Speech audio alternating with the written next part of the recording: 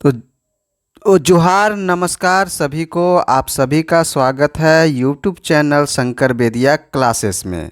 यदि आप जेपीएससी की तैयारी कर रहे हैं या फिर यूपीएससी की तैयारी कर रहे हैं तो आज का वीडियो आपके लिए काफ़ी ज़्यादा महत्वपूर्ण होने वाला है, क्योंकि आज हम इस वीडियो में लेकर आए हैं लोक प्रशासन से संबंधित टॉपिक। लोक प्रशासन क्या है, उसका परिचय, उसका अर्थ, उसका कार्यक्षेत्र और उसका महत्व।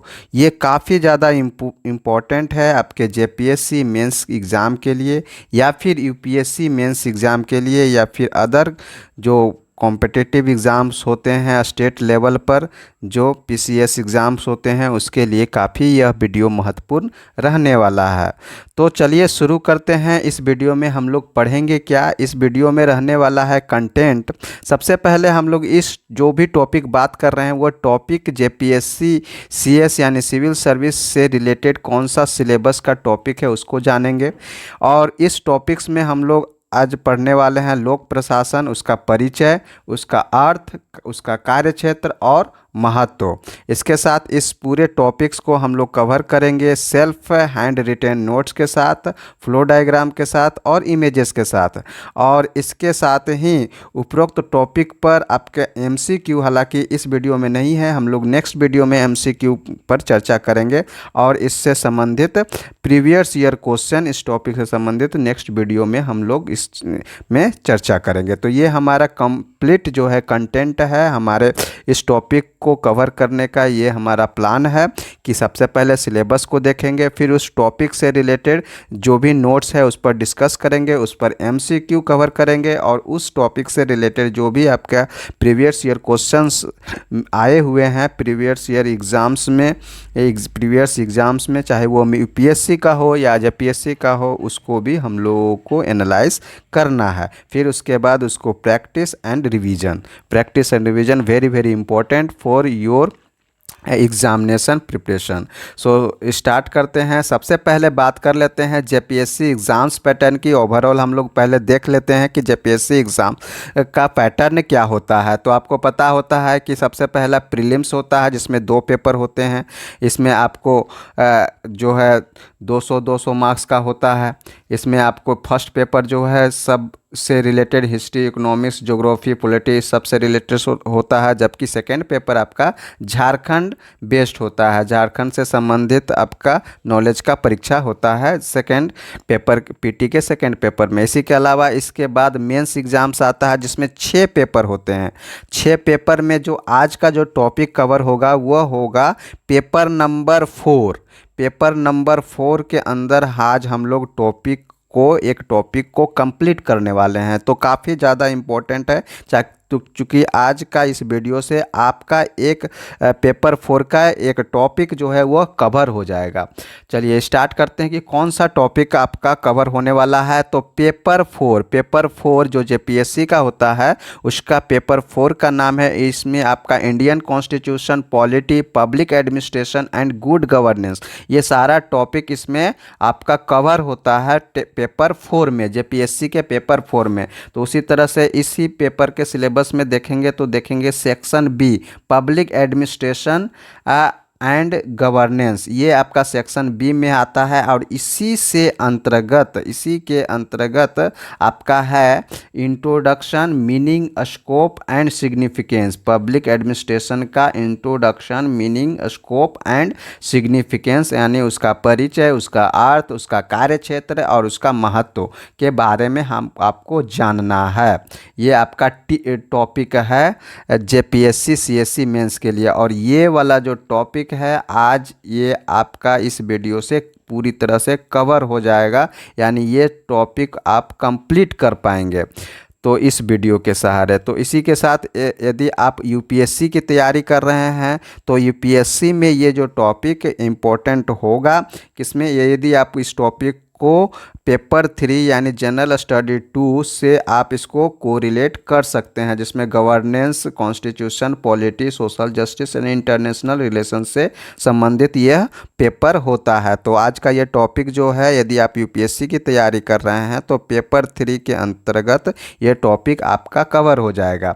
इसी के साथ यदि आप इसमें लोक प्रशासन या फिर पब्लिक एडमिनिस्ट्रेशन का ये आप यदि ऑप्शनल पेपर यदि रखे हुए हैं तो भी आपका यह वीडियो काफ़ी ज़्यादा महत्वपूर्ण होने वाला है। क्योंकि देखिए इसका जो आपका ऑप्शनल सब्जेक्ट होता है, पेपर होता है, ऑप्शनल पेपर होता है यूपीएससी में, यदि आप लोक प्रशासन लिए हुए हैं तो उसका फर्स्ट ही पॉइंट में आपको ये टॉपिक पढ़ना है, यानी लोक प्रशासन का अर्थ, विस्तार तथा महत्व। तो ये बात हुआ कि हमको सिलेबस में क्या पढ़ना है, तो सिलेबस के अकॉर्डिंग हम लोग तैयारी कर रहे हैं और वो टॉपिक आज हम लेकर आए हैं लोक प्रशासन और लोक प्रशासन का अर्थ, इसका सिग्निफिकेंस और इसका कार्य क्षेत्र। तो देखिए जेपीएससी मेंस पेपर 4 का ये प्रीवियस ईयर क्वेश्चंस है जो कि आपके लोक प्रशासन इसी पेपर में आता है। तो प्रीवियस ईयर क्वेश्चन में यदि हम लोग देखें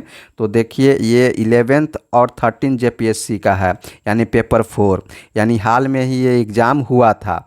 तो चलिए देखते हैं जो लोक प्रशासन है उसका कितना ज़्यादा इम्पोर्टेंस है। तो देख सकते हैं आप यहाँ पर ये सारा जो है पॉलिटी से क्वेश्चंस है। इसी के अलावा यदि आप देखेंगे तो देखिए भारतीय प्रशासनिक व्यवस्था में सामान्य तथा विशेषज्ञ के मध्य संबंधों का आलोचनात्मक मूल्यांकन करें। ये भी आपका लोक प्रशासन या पॉलिटी से अंतर्गत टॉपिक, आप इसको देख सकते हैं, इसको लेकर चल सकते हैं। इसी के अलावा यदि 7 से 10 संयुक्त सिविल सेवा परीक्षा के प्रश्न पत्र को देखें तो भी आपका लोक प्रशासन से बहुत सारे क्वेश्चंस आ चुका है। जैसे कि यहाँ पर खंड बी में देख सकते हैं आप, यहाँ पॉलिटी और लोक प्रशासन, चूँकि यहाँ पर दोनों कंबाइंड होता है तो यहाँ पॉलिटी और लोक प्रशासन, यानी जेपीएससी में पॉलिटी और लोक प्रशासन दोनों जो है कंबाइंड सिलेबस के रूप में दिया हुआ है। तो ये सभी आपका इसी सेक्शन में आ सकता है। तो ये काफ़ी ज़्यादा इम्पोर्टेंट है आपके लिए, क्योंकि आपके सिलेबस में ही पेपर 4 में, जेपीएससी के पेपर 4 में लोक प्रशासन का सब्जेक्ट को डाला हुआ है। तो ये काफ़ी ज़्यादा इम्पोर्टेंट है। इसी तरह से यदि आप 6 सिविल सेवा परीक्षा में भी देखें तो भी इसमें लोक प्रशासन से संबंधित आपको क्वेश्चन पूछा जा सकता है। जैसे कि यहाँ पर सेक्शन बी में ही देखिए ये एमसीक्यू क्वेश्चन पूछा हुआ है, लोक प्रशासन से रिलेटेड ही है, जैसे बोर्ड्स कार्ब, ये आपको आज हम लोग पढ़ने वाले हैं इसके विषय में। इसी तरह से ये सारा जो है ये आपका लोक प्रशासन से संबंधित क्वेश्चंस हैं। तो काफ़ी ज़्यादा इम्पोर्टेंट है ये टॉपिक, है ना। तो इसके अलावा जैसे कि यदि आप लोक प्रशासन का अर्थ, कार्यक्षेत्र और महत्व से संबंधित इस टॉपिक को कर रहे हैं तो देखिए किस तरह का क्वेश्चन पूछ सकता है आपको। लोक प्रशासन की परिभाषा दीजिए, इसका प्रकृति एवं क्षेत्र को स्पष्ट कीजिए। इसके अलावा लोक प्रशासन के क्षेत्र का विस्तार कीजिए। उसके अलावा विकासशील समाजों में लोक सेवाओं की भूमिका पर चर्चा कीजिए। यानी जो आज का टॉपिक रहने वाला है वो आपका इस टॉपिक से इस तीनों क्वेश्चन का आप सवाल आपका हल कर सकते हैं इस वीडियो के माध्यम से। इस टॉपिक को यदि आप बढ़िया से कवर कर पाते हैं तो इस तरह का जो सवाल आपको जेपीएससी के द्वारा पूछा जा सकता है उसको आप खुद से उसको लिख सकते हैं, उसका आंसर दे सकते हैं। तो चलिए स्टार्ट करते हैं। उसी तरह से यदि यूपीएससी में भी पूछा जाए तो बहुत सारे यूपीएससी के बहुत सारे सवालों में आपको लोक प्रशासन संबंधित क्वेश्चन जो आज हम लोग पढ़ने वाले हैं उससे देख सकते हैं। जैसे लोक प्रशासन की परिभाषा और उसकी प्रकृति पर चर्चा कीजिए। इसी के साथ लोक प्रशासन को एक अनुशासन के रूप में और एक गतिविधि के रूप में कैसे परिभाषित किया जा सकता है, इसको परिभाषित कीजिए। तो ये आपका लोक प्रशासन से संबंधित क्वेश्चंस आप हम लोग देखें कि किस तरह से जेपीएससी और यूपीएससी दोनों में ही ये जो टॉपिक है काफ़ी ज़्यादा इम्पोर्टेंट है। तो चलिए शुरू करते हैं कि लोक प्रशासन आखिर होता क्या है। तो सबसे पहला चीज़ है लोक प्रशासन परिचय, अर्थ और उसका कार्यक्षेत्र। तो चलिए आइए जानते हैं कि लोक प्रशासन आखिर होता क्या है। लोक प्रशासन आखिर होता क्या है तो इस पर हम लोग बात कर रहे हैं लोक प्रशासन। प्रशासन को हम लोग इंग्लिश में क्या बोलते हैं? पब्लिक एडमिनिस्ट्रेशन जो भी आप सिविल सर्विस के माध्यम से जो भी आप काम करेंगे, वो भी आपका जो काम होगा वह लोक प्रशासन के अंदर ही होगा। यानी आप एक लोक प्रशासन यानी पब्लिक एडमिनिस्ट्रेशन का अंग बनने वाले हैं, एक भाग बनने वाले हैं। तो इसका ये जो विषय है, ये जो टॉपिक है, ये सभी एस्पायरेंट्स के लिए पढ़ना बहुत ज़्यादा इम्पोर्टेंट है। तो लोक प्रशासन, परिचय, अर्थ, कार्यक्षेत्र और महत्व, इस विषय पर हम लोग आज का यह वीडियो रहने वाला है। तो लोक प्रशासन होता क्या है? तो देखिए, लोक मीन्स क्या हो गया? सबसे पहला चीज़ है कि लोक प्रशासन दो चीज़ों से मिलकर बना है, लोक और प्रशासन। और लोक को हम लोग इंग्लिश में क्या कहते हैं? उसको पब्लिक यानी पब्लिक के देखभाल के लिए, जो पब्लिक है उसके देखभाल के लिए, उसके जीवन स्तर को बेहतर बनाने के लिए, उसको एक व्यवस्थित ढंग से जीवन यापन कराने के लिए वो सारा गतिविधि, वो सारा एक्टिविटी किसके अंतर्गत आएगा? लोक प्रशासन के अंतर्गत ही आता है। लोक प्रशासन के अंतर्गत ही आता है। मतलब यदि पब्लिक है, उन सबों को एक व्यवस्थित ढंग से, एक सुचारू रूप से, एक अनुशासन रूप से उस पर शासन संचालित करना, उसका देखभाल करना, उसका विकास के लिए काम करना, ये सारा गतिविधि, ये सारा एक्टिविटी किस पर आएगा? लोक प्रशासन के अंदर ही आता है। यदि हम लोग लोक प्रशासन की बात करें तो यह दो चीज़ों से बनकर बना है, लोक और प्रशासन। और बात करते हैं पब्लिक यानी लोक क्या हुआ? तो एक जो है विशेष भूभाग मतलब क्या हुआ कि पृथ्वी है, उस पर बहुत सारे देश हैं। तो देश क्या हो गया? एक विशेष भूभाग है, एक विशेष उसका बाउंड्री है, एक क्षेत्र है। तो एक विशेष भूभाग पर रहने वाले लोगों का जन समूह क्या कहलाता है? लोक कहलाता है। ये पब्लिक कहलाता है। विशेष भूभाग है, उस भूभाग पर जो लोग रह रहे हैं उनका जन समूह क्या कहलाता है? पब्लिक कहलाता है या लोक कहलाता है। अब इसका प्रतिनिधित्व कौन करेगा? रिप्रेजेंटेशन उसका कौन करेगा? तो उसका करेगा कौन? सरकार करेगा। कौन करेगा? सरकार करेगा। और सरकार द्वारा शासन का संचालन, अब ये सरकार क्या करेगी? ये इस विशेष भूभाग पर रहने वाले लोगों पर क्या करेगा? यह शासन का संचालन करेगा। और यही शासन का संचालन क्या कहलाता है? लोक प्रशासन कहलाता है। यानी लोक हो गया विशेष भूभाग पर रहने वाले लोगों का समूह, और उसका प्रतिनिधित्व करेगा सरकार। और सरकार क्या करेगा? इन सारे लोगों पर शासन संचालित करेगा, और इसी शासन संचालन को हम लोग लोक प्रशासन कहते हैं। अब जो है लोगों के सामूहिक, ये अब पूरा लोग है, अब एक लोग के लिए शासन तो नहीं करेगा, वो सभी लोगों के लिए सामूहिक रूप से कार्य करेगा सरकार। तो लोगों के सामूहिक कार्यों के प्रबंधन को प्रशासन कहा जाता है। अब यहाँ पर देखिए, यहाँ पर 3 वर्ड आया कि लोगों का जो सामूहिक कार्य हुआ। यदि आप पूरे लोग हैं, सभी को शिक्षा चाहिए, तो उसके लिए सामूहिक कार्य हुआ, शिक्षा मुहैया करवाना, यानी विद्यालय बनाना, कॉलेज बनाना, यूनिवर्सिटी बनाना। तो ये सभी सामूहिक कार्य हुआ। अब इसका प्रबंधन करना है, अब इसका क्या करना है? मैनेजमेंट करना है, किस तरह से आपका इसका कार्य करे, तो उसका प्रबंधन करना है। तो प्रबंधन करना क्या कहलाता है? प्रशासन कहलाता है। लोगों का जो सामूहिक कार्य हुआ उसका यदि मैनेजमेंट कर रहे हैं तो वह क्या कहलाता है? प्रशासन कहलाता है। तो यहाँ पर हम लोग 2 शब्द पहले हम लोग लोक को समझ लिए।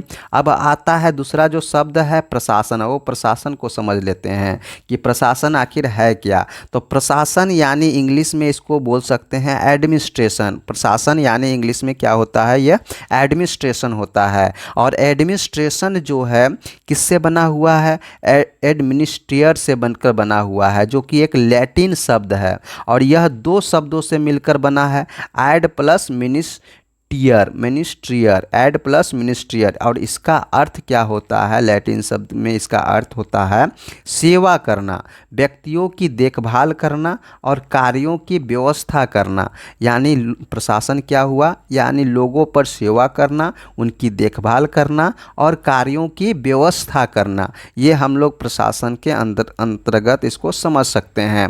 तो इस तरह से यदि आप प्रशासन को देख सकते हैं तो और किस रूप में देख सकते हैं प्रशासन? तो यह एक भौतिक विधा है, भौतिक विधा के रूप में इसको देख सकते हैं। इसके अलावा ये प्रशासन को एक व्यवसाय के रूप में भी इसको देख सकते हैं। इसके अलावा यह जो प्रशासन है वो प्रक्रिया यानी प्रोसेस के रूप में भी देख सकते हैं, यानी यह एक तरह का प्रोसेस भी है।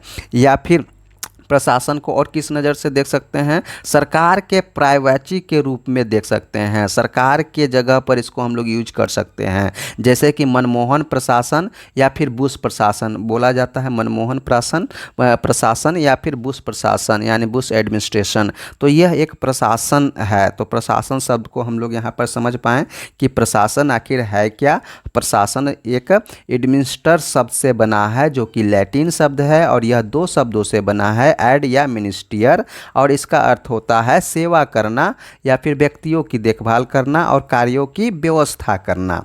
अब यहाँ पर हम लोग पढ़ रहे थे, वहाँ पर आपको 3 वर्ड यहाँ पर देखने को मिलता है, सामूहिक, प्रबंधन, प्रशासन। तो सामूहिक से संबंधित है कि वो संगठन होगा, दूसरा इसका प्रबंधन, और तीसरा होगा यह प्रशासन। तो इन तीनों शब्द में क्या अंतर है, क्या इसका मीनिंग है, वो जान लेते हैं। तो संगठन क्या हुआ?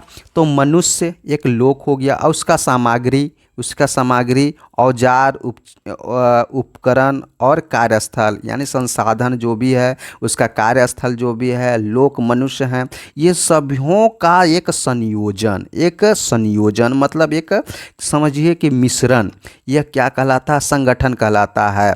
तो इसका एक क्या है कि कैसा संयोजन होना चाहिए? तो ये एक प्रणालीबद्ध या फिर प्रभावकारी सहसंबंध होना चाहिए। जो भी है मनुष्य है, उसके बाद संसाधन है, फिर उपकरण है, औजार है, फिर कार्यस्थल है, ये सभी से मिलकर जो है एक जो है उद्देश्य की पूर्ति करना है। मतलब कि हम लोग को जीवन स्तर बेहतर बनाना है, हमारे देश को जो है विकसित राष्ट्र बनाना है। तो इन सभी का संगठन हो गया, इन सभी का मिश्रण यानी संयोजन हो गया। अब ये कैसा संयोजन है? एक प्रणालीबद्ध है, सिस्टमैटिक तरीका से है, और इसका एक प्रभावकारी सहसंबंध है। मतलब इन सबों के बीच एक प्रभावकारी सहसंबंध है, और इस तरह से जो संयोजन बनता है तो उससे हमको एक वांछित जो है उद्देश्य को पूरा करना होता है। मतलब संगठन का उद्देश्य क्या है? एक वांछित जो लक्ष्य है उसको, टारगेट को पूरा करना है।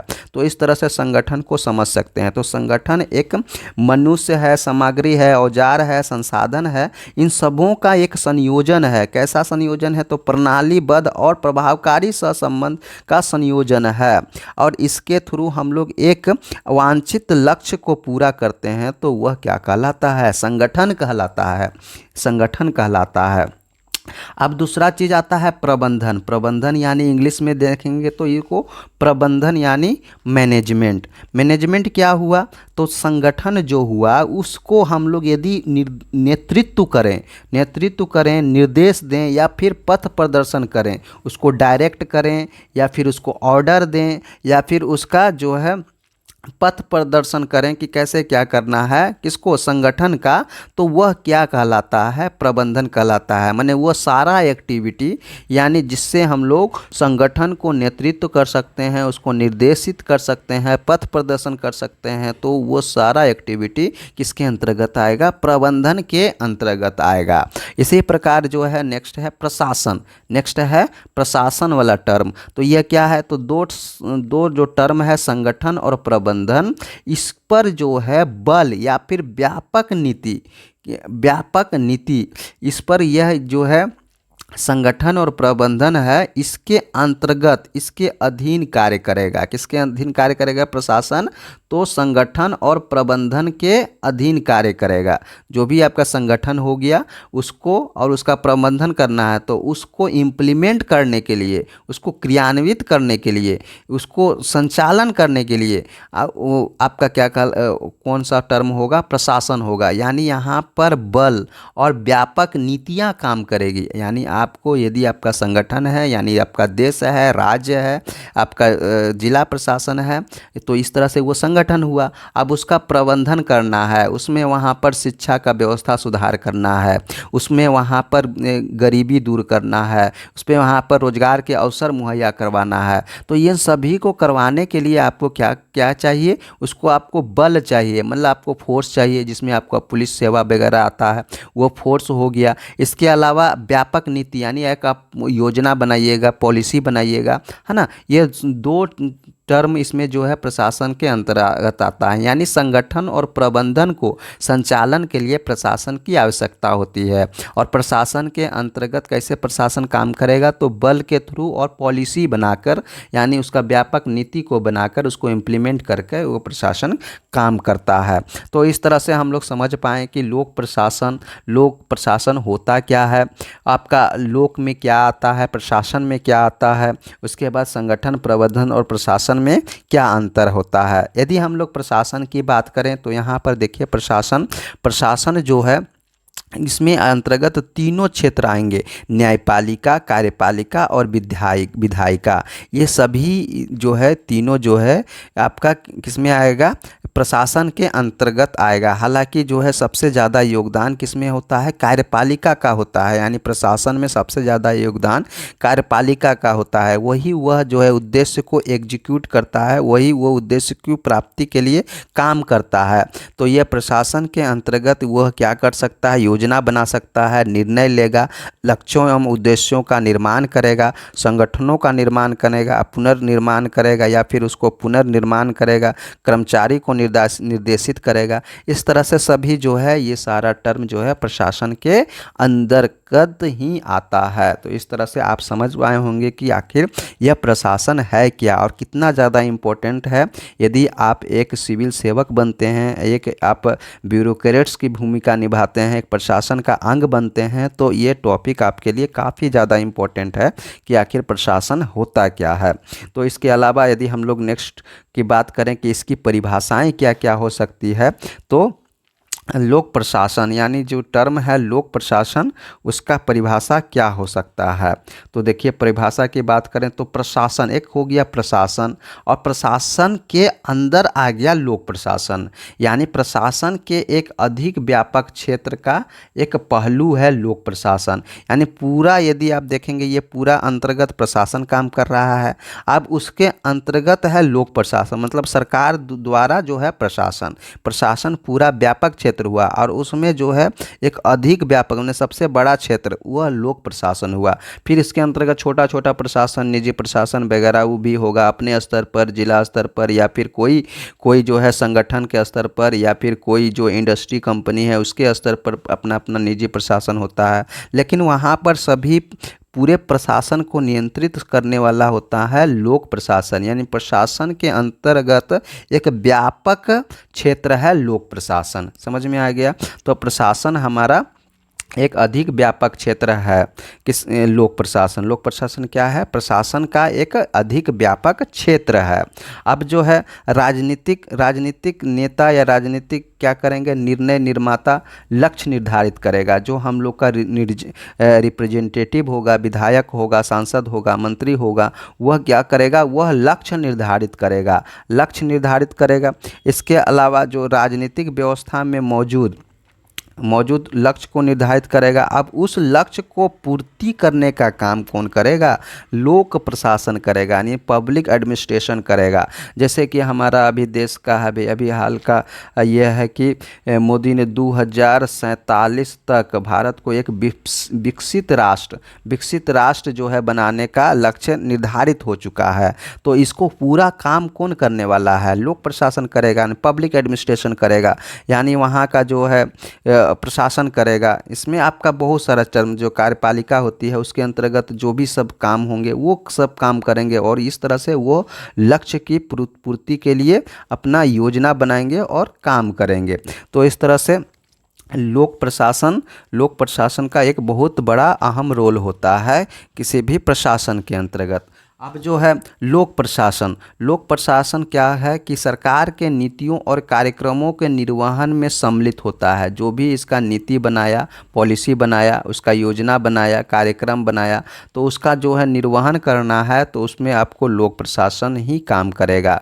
F.A. निगरा और L.G. निगरो के अनुसार, ये दो लेखक हैं, उसके अनुसार लोक प्रशासन को क्या कहा गया है, तो यह सार्वजनिक व्यवस्था में सहयोगात्मक और सामूहिक प्रयास है। सार्वजनिक व्यवस्था ही हुआ हमारा पूरा इंडिया है और उसमें सभी लोगों के लिए व्यवस्था करना है, अच्छी विकासशील करना है, तो सभी लोगों के लिए विकास का काम को देखेंगे।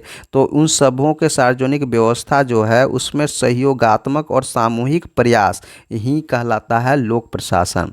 अब इसमें आपका तीनों शाखाएं इसमें शामिल है लोक प्रशासन में, यानी कार्यपालिका, विधायिका, है ना, उसके बाद आपका न्यायपालिका, इसके अलावा नगर पालिका और उनका पारस्परिक संबंध, ये सभी जो है आपका लोक प्रशासन के अंतर्गत आता है। यानी लोक प्रशासन F.A. निगरा और L.G. निगरा के अनुसार इसमें सभी तीन शाखाएं शामिल हैं। कौन कौन? कार्यपालिका, विधायिका और नगर पालिका और उनका पारस्परिक संबंध।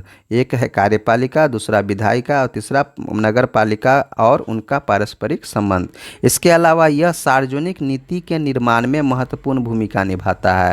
यानी लोक प्रशासन जो है वह सार्वजनिक नीति बनाना है तो यह बहुत बड़ा महत्वपूर्ण भूमिका निभाता है। जैसे अभी न्यू एजुकेशन पॉलिसी आया, नई शिक्षा नीति आया, तो वह एक नीति बनाया, तो इसको नीति को बनाने के लिए ये जितना भी लोक प्रशासन है वह लगा होगा, उसमें उसका विश्लेषण किया होगा, उस पर रिसर्च किया होगा, तब जाके यह नीति का निर्माण हुआ। तो इस तरह से यह जो लोक प्रशासन है, ये जो सार्वजनिक नीति है उसके निर्माण में महत्वपूर्ण भूमिका निभाता है।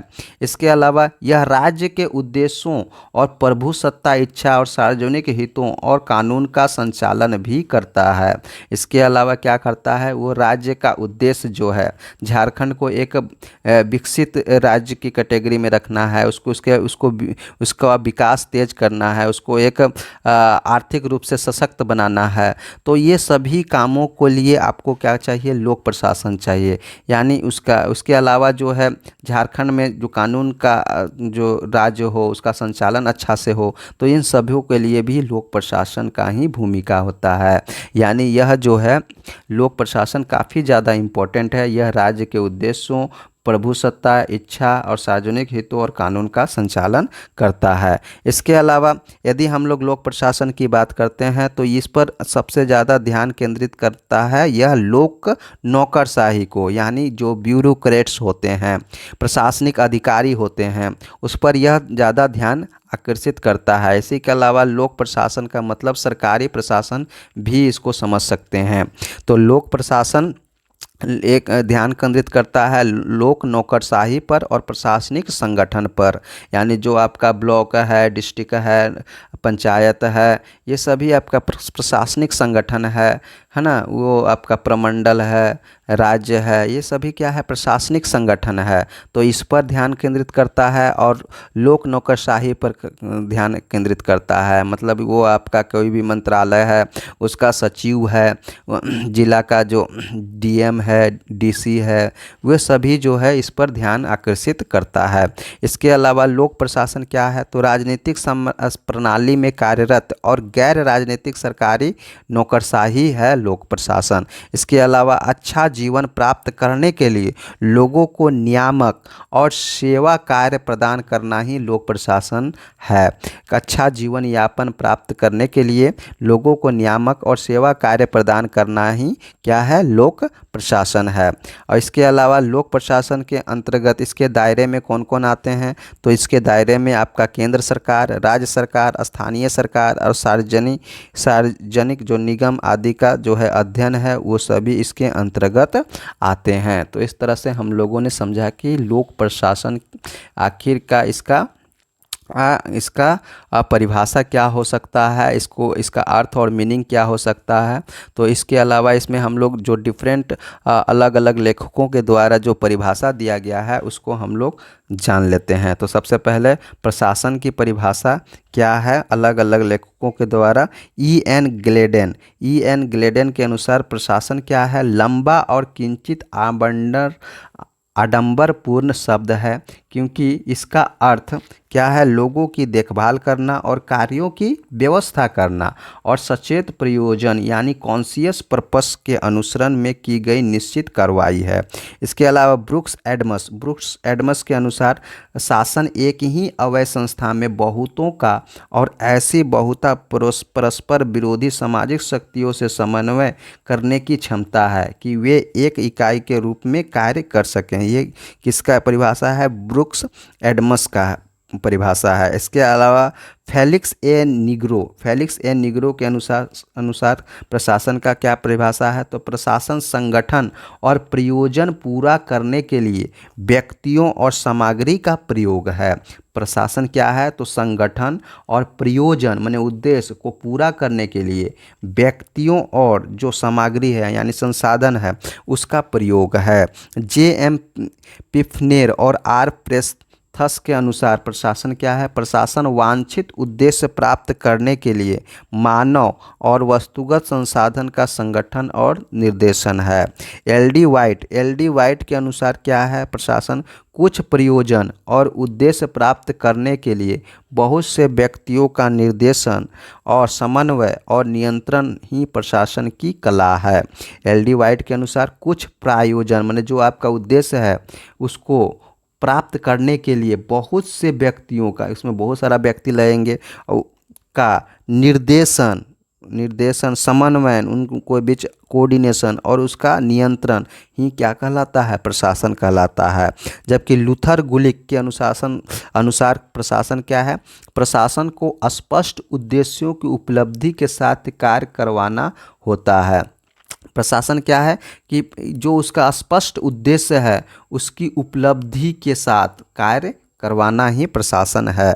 एफ ए मार्क्स के अनुसार क्या है, तो प्रशासन सचेतन प्रयोजन यानी कॉन्शियस पर्पस के अनुसरण में निर्धारित की गई कार्रवाई है। यह कार्यों का प्रणालीबद्ध अनुक्रम है और संसाधनों का सुविचारित प्रयोग है जिसका लक्ष्य उन कार्यों को करवाना है जिन्हें हर कोई करवाना चाहता है या हर कोई को चाहिए वैसा कार्य उसके लिए और देश को पहले से प्रत्येक बात बताना चाहता है।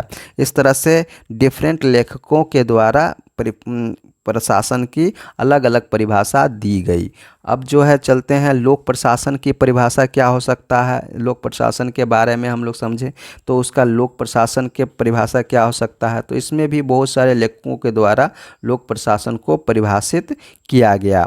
जैसे एल डी वाइट के अनुसार क्या है, लोक प्रशासन उन सभी कार्यों को कहते हैं जिनका उद्देश्य उपयुक्त सत्ता के द्वारा घोषित की गई नीति को करना या पूरा करना होता है। यह है एल डी वाइट का परिभाषा। उन सभी कार्यों को कहते हैं जिनका उद्देश्य उपयुक्त सत्ता के द्वारा घोषित की गई नीति को लागू करना या करवाना या पूरा करना होता है। इसी के अलावा लोक प्रशासन की विधि की विस्तृत तथा व्यवस्थित प्रयुक्ति है। लोक प्रशासन क्या है, विधि की विस्तृत और व्यवस्थित प्रयुक्ति है। मतलब जो लॉ है, कानून है, उसको हम लोग एक विस्तृत व्यवस्थित उसको हम लोग इम्प्लीमेंट कर रहे हैं तो वो लोक प्रशासन ही है। विधि की प्रत्येक विशेष प्रयुक्ति प्रशासन का कार्य है। जो भी विधि है, लॉ है, उसको हम लोग इम्प्लीमेंट कर रहे हैं तो उसका ये प्रशासन का कार्य ही है, यह कहना है वुडरो विल्सन के अनुसार। इसके अलावा पर्सी मैकक्वीन के अनुसार लोक प्रशासन को क्या कहा गया है, तो केंद्रीय अथवा स्थानीय सरकार के कार्यों से संबंधित प्रशासन ही लोक प्रशासन है। किसका कहना है, पर्सी मैकक्वीन के अनुसार जो केंद्रीय अथवा स्थानीय सरकार है उसका जो भी कार्य से संबंधित प्रशासन है, कार्य से संबंधित जो भी प्रशासन है वो क्या कहलाता है, लोक प्रशासन कहलाता है। प्रशासक कार्य करवाता है प्रशासक क्या है, कार्य करवाता है। और जिस प्रकार राजनीति विज्ञान सर्वोत्तम साधनों की जिज्ञासा है ताकि नीति निर्माण के लिए जनता की इच्छा का संगठित किया जा सके, उसी प्रकार लोक प्रशासन क्या है, विज्ञान जिज्ञासा है। ज्ञान का जिज्ञासा है किस प्रकार से नीतियों को सर्वोत्तम क्रियान्वित किया जा सके। यह है आपका मार्शल के अनुसार उस लोक प्रशासन का परिभाषा। लोक प्रशासन क्या है, विज्ञान की जिज्ञासा है, विज्ञान जिज्ञासा है, साइंटिफिक जो है उसका क्यूरियोसिटी है कि किस प्रकार से नीतियों को सर्वोत्तम क्रियान्वित किया जा सके। इसके अलावा लूथर गुलिक के अनुसार लोक प्रशासन के क्या परिभाषा है, तो प्रशासन कार्य करवाने से संबंधित। लोक प्रशासन विज्ञान का वह भाग है जिसका सरकार से संबंध है, अतः मुख्यतया यह कार्यकारिणी शाखा जहां सरकार का कार्य होता है से ही संबंधित है। यद्यपि ऐसी समस्याएं भी होती हैं जिनका संबंध विधानमंडलीय तथा न्यायिक शाखाओं से होता है, कहना है लूथर गुलिक का। लूथर गुलिक का कहना है कि विज्ञान का वह भाग है जिसमें सरकार से संबंध होता है, जिसका संबंध सरकार से होता है, अतः मुख्यतया कार्यकारिणी शाखा सरकार होता है और सरकार क्या करता है, कार्य करता है। ये कहना है लूथर गुलिक का। इसके अलावा मार्शल ई डिमॉक का क्या कहना है, तो प्रशासन का संबंध सरकार के क्या और कैसे से है। क्या विषय वस्तु है, किसी क्षेत्र का तकनीकी ज्ञान है जिसके द्वारा एक प्रशासक अपने कार्यों को पूरा कर पाता है। कैसे, कैसे से क्या संबंध है, तो प्रबंध की तकनीक या पद्धति है। यह वह सिद्धांत है जिसके अनुकूल संचालित कार्यक्रम को सफलता तक पहुंचाया जाता है। दोनों ही अनिवार्य है, दोनों का समन्वय ही प्रशासन कहलाता है। यानी क्या और कैसे का समन्वय ही क्या कहलाता है, प्रशासन कहलाता है। मार्शल ई डिमॉक का कहना है साधारण प्रयोग से लोक प्रशासन का अर्थ राष्ट्रीय, राज्य तथा स्थानीय सरकारों की कार्यकारिणी शाखाओं की क्रियाओं से है, कहना है साइमन का। इस तरह से हम लोग डिफरेंट लोगों के द्वारा जो है एडमिनिस्ट्रेशन यानी लोक प्रशासन को जान पाएँ। यहाँ पर दो वर्ड हम लोग अभी पढ़ रहे हैं, प्रशासन और दूसरा लोक प्रशासन। तो चलिए इन दोनों के बीच क्या बेसिक अंतर है उसको जान लेते हैं। तो प्रशासन, प्रशासन एक समान शब्दावली है जिसका परिप्रेक्ष्य व्यापक है। यह व्यापक रूप से ये पूरा क्या है, प्रशासन है। ये क्या है, पूरा प्रशासन है, प्रशासन है, ये पूरा प्रशासन है। तो इसके अंतर्गत क्या आएगा, लोक प्रशासन आएगा। क्या आएगा, लोक प्रशासन आएगा। तो प्रशासन एक सामान्य शब्दावली है जिसका परिप्रेक्ष्य व्यापक है और लोक प्रशासन का परिप्रेक्ष्य संकुचित है। मतलब ये आपका लोक प्रशासन, क्योंकि यह सार्वजनिक नीतियों से ही संबंधित है। इसके अलावा प्रशासन का संबंध कार्यों को संपन्न कराने से है जिससे कि लक्ष्य पूरा हो सके, और जबकि लोक प्रशासन दोहरे स्वरूप वाला है। यह अध्ययन भी करता है, अध्यापन माने नीति निर्माण का भी काम करता है, अनुसंधान या रिसर्च भी कर सकता है, और शैक्षणिक विषय होने के साथ साथ यह क्रियाशील विज्ञान भी है। मतलब यह जो है एक तरह से क्रियाशील विज्ञान है और उसके बाद शैक्षणिक विषय तो हैं ही। तो ये दोनों का रूप है लोक प्रशासन। जबकि प्रशासन के अंतर्गत क्या है, आमतौर पर प्रशासन एक क्रिया या फिर एक्टिविटी है और प्रक्रिया भी है, यानी प्रोसेस और एक्टिविटी दोनों किसके अंतर्गत है, प्रशासन के अंतर्गत है। जबकि लोक प्रशासन का संबंध सार्वजनिक नीति के निर्माण क्रियान्वयन से संबंधित है। यह नीति विज्ञान और प्रक्रिया होती है। प्रशासन एक सार्वलौकिक क्रिया है जिससे समस्त प्रकार के समूह प्रयत्नों में देखा जा सकता है, चाहे वो समूह परिवार, राज्य या फिर अन्य सामाजिक संघ हो। जबकि लोक प्रशासन का संबंध विशिष्ट रूप से सरकारी क्रियाकलापों से है।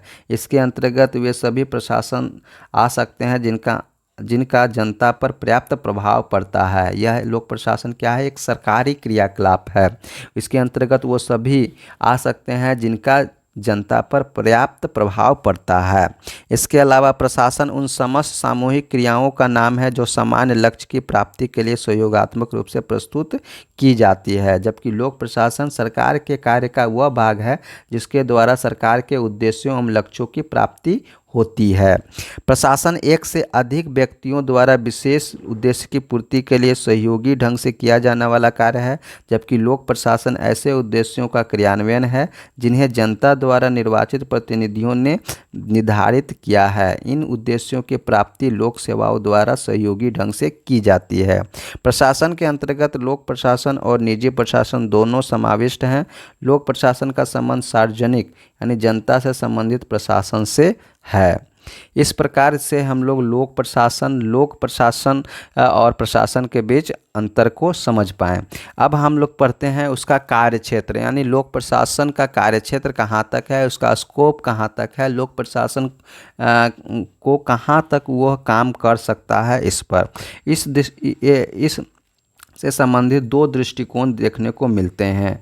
पहला जो है वो है विषय वस्तु के ज्ञान की उपेक्षा, वैसा दृष्टिकोण जिसमें विषय वस्तु के ज्ञान की उपेक्षा की जाती है। यह जो है लूथर गुलिक, ये क्वेश्चन में ही आपका एपीएससी के क्वेश्चन में भी पूछा गया था कि पोस्ट कॉर्ब जो है दृष्टिकोण ये किसके द्वारा दिया गया, तो यह दिया गया लूथर गुलिक के द्वारा दिया गया।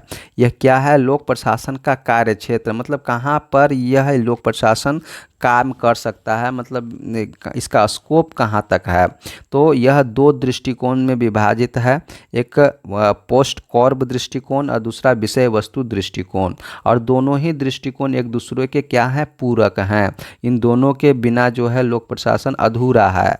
तो फिर भी हम लोग इसको दो भाग में हम लोग डिवाइड कर दिए हैं, पोस्ट कॉर्ब विषय वस्तु यानी दृष्टिकोण, दूसरा है विषय वस्तु दृष्टिकोण। तो पोस्ट कॉर्ब दृष्टिकोण से क्या समझते हैं, तो यह जो है अंग्रेजी के वर्ड से बना हुआ है। तो यानी यहाँ पर देखिए ये सारा वर्ड से उसका एक एक मीनिंग होता है, जैसे पी से, ओ से, एस से, डी से, सी, ओ से, आर से और बी से। जैसे पी से इसका मीनिंग हो गया प्लानिंग यानी योजना बनाना, लोक प्रशासन का काम क्या है, योजना बनाना। दूसरा है ऑर्गेनाइजिंग, उसको संगठित करना। दूसरा है अगला है स्टाफिंग यानी कर्मचारियों को रखना, यानी लोक प्रशासन में काम कराना तो कर्मचारी भी रहना होगा, तो उसको स्टाफिंग करना। फिर डी है डायरेक्टिंग, फिर सभी को निर्देशित करना, आदेश देना, वो हो गया। फिर सभी के बीच कोऑर्डिनेटिंग यानी तालमेल बना के रखना ताकि उद्देश्य की प्राप्ति हो सके। और अगला जो है आर है रिपोर्टिंग यानी सूचना देना, सूचना का आदान प्रदान करना। बी है बजटिंग, बजट बनाना, यानी जो भी आप काम कर रहे हैं उसके लिए संसाधन की ज़रूरत पड़ेगी तो उसका एक बजट तैयार करना। तो यह क्या है, सामान्य गतिविधि है जो सार्वजनिक प्रशासन के सभी विभागों में की जाती है। पोस्ट कॉर्ब दृष्टिकोण लगभग क्या है, एक सामान्य गतिविधि है जो सार्वजनिक प्रशासन के सभी विभागों में लगभग की जाती है। लोक प्रशासन के अध्ययन को व्यवस्थित बनाता है। यह क्या करता है, पोस्ट कॉर्ब दृष्टिकोण लोक प्रशासन के अध्ययन को क्या करता है, व्यवस्थित बनाता है। तो यह जो है किसके द्वारा दिया गया, लूथर गुलिक के द्वारा दिया गया। तो हम लोग लोक प्रशासन का जो कार्य है इसको पोस्ट कॉर्ब दृष्टिकोण से और विषय वस्तु दृष्टिकोण से हम लोग डिवाइड कर सकते हैं। जबकि विषय वस्तु दृष्टिकोण क्या है, अब इसी से अब जहाँ पर ये पोस्ट कॉर्ब जो है ये जो आपका ये जो टर्म है ये अब नहीं मिलता है, वहाँ पर विषय वस्तु दृष्टिकोण होता है। यानी पोस्ट कॉर्ब दृष्टिकोण में विषय वस्तु के ज्ञान की उपेक्षा की गई है। अब विषय वस्तु ज्ञान की उपेक्षा से क्या समझते हैं, जैसे कि कोई भी संगठन है, जैसे कि हमारा देश है, देश में ही हम लोग सारा कुछ हम लोग क्या कर रहे हैं, उसको पोस्ट कॉर्ब से यदि हम लोग देख रहे हैं, प्लानिंग कर रहे हैं, ऑर्गेनाइजिंग कर रहे हैं, स्टाफिंग कर रहे हैं, लेकिन उसके अंतर्गत बहुत सारा चीज़ होगा, जैसे रक्षा होगा, स्वास्थ्य होगा, कृषि होगा, शिक्षा होगा, सामाजिक सुरक्षा होगा। अब इसके अंतर्गत इसके अंदर भी तो क्या होगा, उसके अंदर भी तो छोटा छोटा क्या होगा, प्रशासन होगा, लोक प्रशासन होगा। तो उसको हम लोग विषय वस्तु दृष्टिकोण के अंतर्गत रखते हैं। यानी विषय वस्तु दृष्टिकोण क्या है, एक तो सेवा प्लस काम, काम दोनों को समाहित करते हैं। यह विषय निर्देशित है, यह क्या है, विषय निर्देशित है, जबकि बोर्ड स्कोर क्या है, तकनीक निर्देशित है। मतलब इतना तो बोर्ड स्कोर में होगा ही होगा, इसके अलावा जो आप जिस पर आप काम कीजिएगा उसके अंतर्गत भी तो आपको छोटा छोटा आपको लोक प्रशासन करना होगा। जैसे कि आप शिक्षा में आप लोक प्रशासन या एडमिनिस्ट्रेशन लागू कर रहे हैं, तो आप शिक्षा के अंतर्गत 5 शाखा होगा, संगठित, सिद्धांत और व्यवहार, लोक कर्मचारी प्रशासन, लोक वित्त प्रशासन, तुलनात्मक और विकास प्रशासन, लोक नीति विश्लेषण। तो यह जो है कि किस में आएगा, विषय वस्तु दृष्टिकोण में आएगा, विषय वस्तु दृष्टिकोण में आएगा। मतलब विषय वस्तु दृष्टिकोण एक तरह से कहा जाए तो ये स्थानीय बोर्ड स्कोर ही है, स्थानीय बोर्ड स्कोर ही है। इस तरह से ये पूरा दोनों मिलकर ही आपका क्या होगा कि एक अच्छा लोक प्रशासन एस्टेब्लिश हो पाएगा। यानी बोर्ड स्कोर और विषय वस्तु दृष्टिकोण, ये दोनों ही टर्म जो है, दोनों ही दृष्टिकोण लोक प्रशासन के लिए अत्यावश्यक है।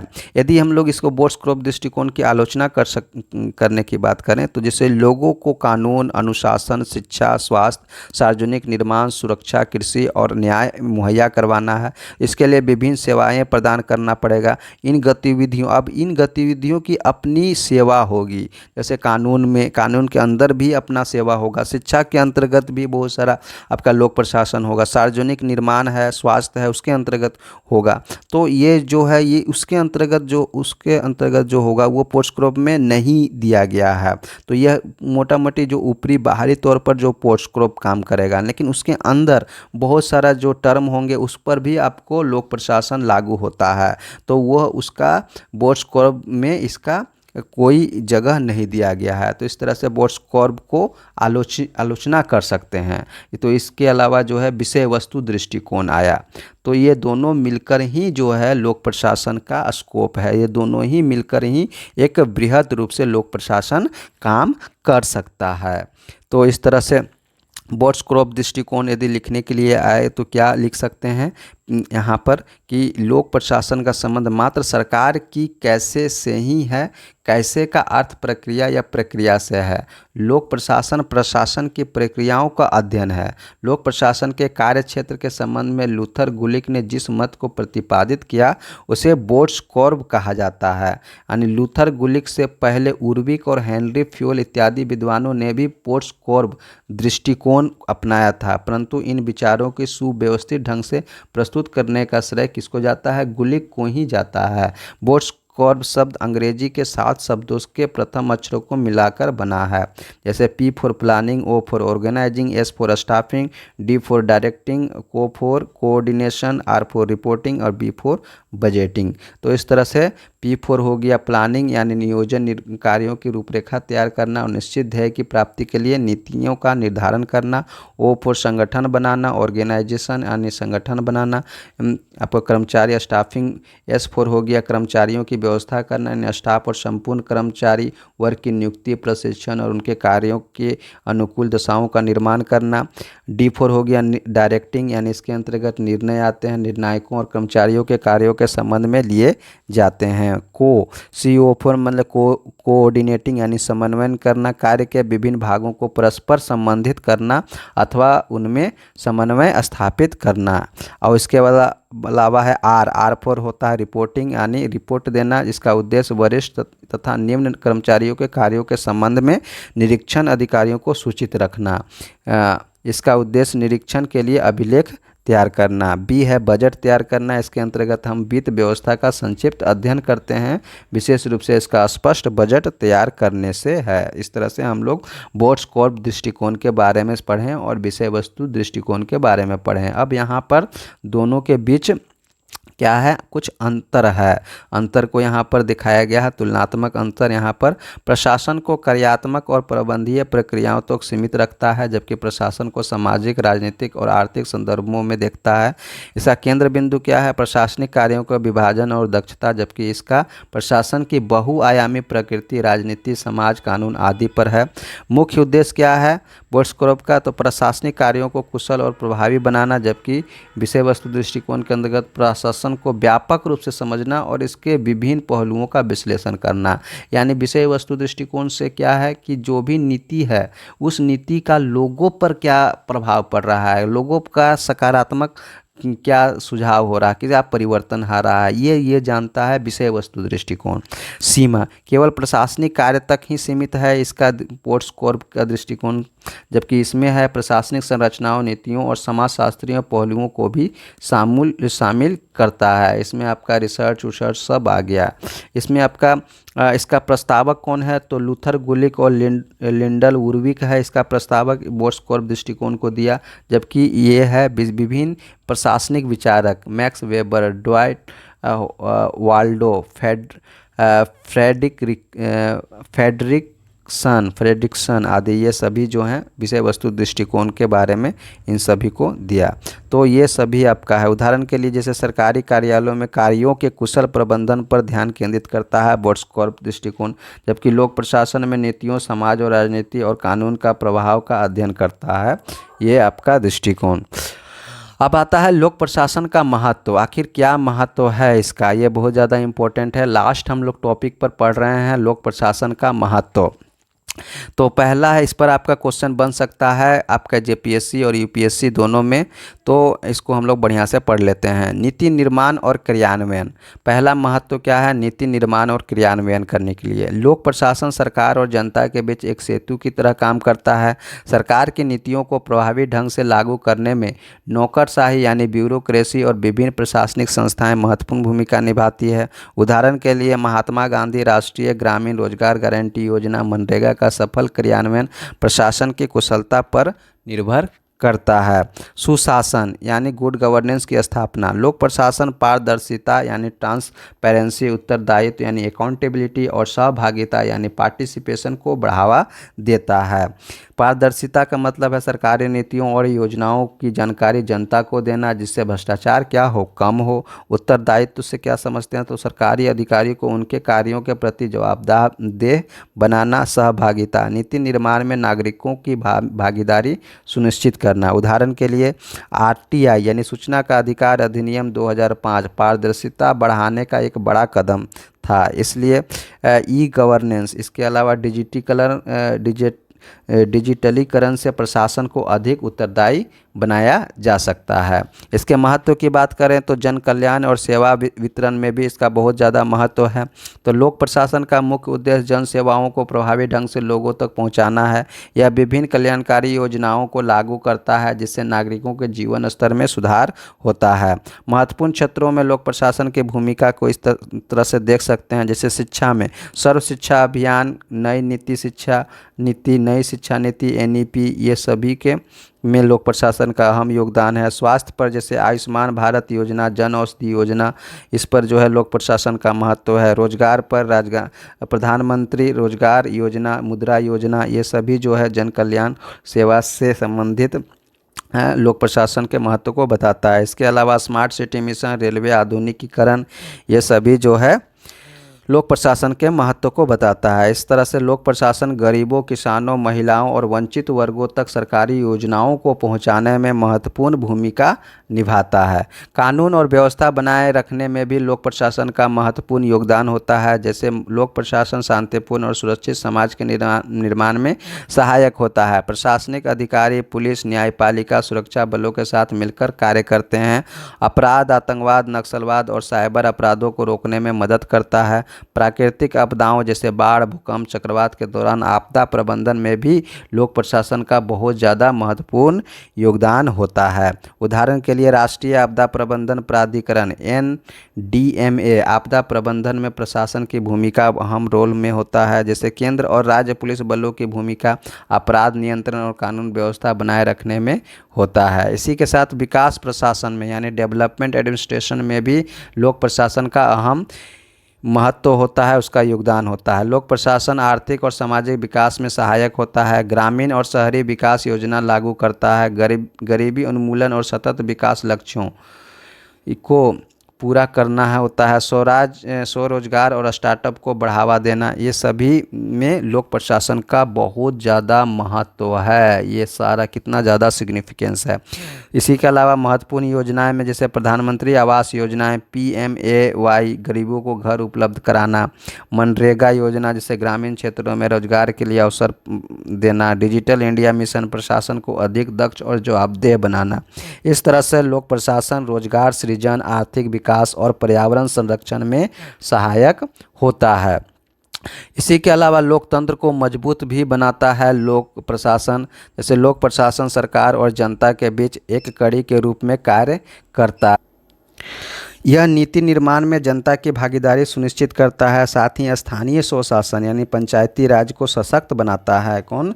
लोक प्रशासन। तो इस तरह से काफ़ी ज़्यादा इम्पोर्टेंट सिग्निफिकेंस है आपका लोक प्रशासन का। उदाहरण के लिए जैसे ग्राम पंचायतें और नगर पालिका ज़मीनी स्तर पर प्रशासन सुधार करता है। सार्वजनिक वितरण प्रणाली यानी PDS में जो गरीबों तक अनाज और राशन पहुंचाने का काम में भी लोक प्रशासन का अहम योगदान होता है, अहम रोल होता है, सिग्निफिकेंस होता है। इस तरह से मजबूत लोक प्रशासन लोकतंत्र, नागरिक अधिकारों और प्रशासनिक सुधारों को बढ़ावा देता है। इस तरह से हम कह सकते हैं कि लोक प्रशासन किसी भी देश की शासन प्रणाली का रीढ़ यानी बैकबोन होता है, जो सरकार की योजनाओं को धरातल पर लाने और सुशासन सुनिश्चित करने में अहम भूमिका निभाता है। और इस लोक प्रशासन का आप अंग बनने जा रहे हैं, तो बहुत ज़्यादा इम्पोर्टेंट है ये टॉपिक आपके लिए। तो ये था कंप्लीट स्टडी आपका ये लोक प्रशासन से संबंधित। उम्मीद करता हूँ कि यह जो है आपको वीडियो समझ में आया होगा, और इसी तरह के वीडियो हम लोग नेक्स्ट क्लास में लेकर आएंगे, ताकि एक सिस्टमेटिक वे में JPSC मेंस या फिर UPSC मेंस की तैयारी किया जा सके। मिलते हैं नेक्स्ट वीडियो के साथ, तब तक के लिए जय हिंद, जय जोहार, जय झारखंड। और यदि आप इस चैनल पर नए हैं और इस तरह के वीडियो आपके एग्जामिनेशन प्रिपरेशन के लिए महत्वपूर्ण भूमिका निभाते हैं, तो आप हमारे चैनल को ज़रूर से ज़रूर सब्सक्राइब कर दें, उसको शेयर कर दें वीडियो को, ताकि अधिकतर लोगों के पास पहुंच जा सके। इस प्रकार हम लोग नेक्स्ट वीडियो में तब तक मिलते हैं, तब तक के लिए जय हिंद, जय जोहार।